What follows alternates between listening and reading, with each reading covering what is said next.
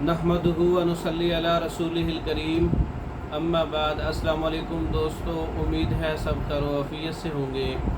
आज हम बात करेंगे ब्लड कैंसर का इलाज।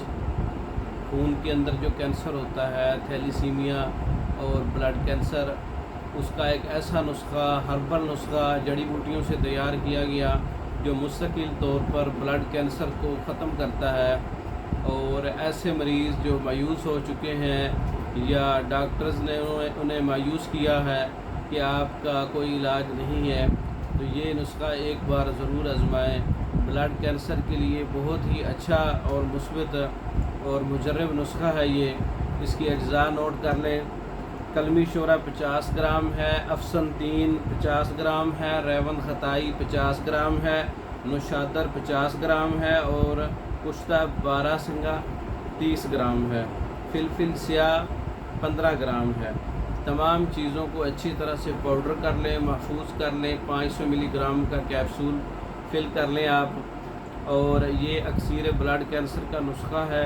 सुबह दोपहर शाम ताज़ा पानी के साथ आप दिन में 4 बार भी इस्तेमाल कर सकते हैं, हर 3 घंटे के बाद। और खाने से पहले इस्तेमाल कर सकते हैं, खाने के बाद इस्तेमाल कर सकते हैं। ये एक मोतदिल नुस्खा है जो ख़ासकर जिगर के लिए बहुत मुफीद है।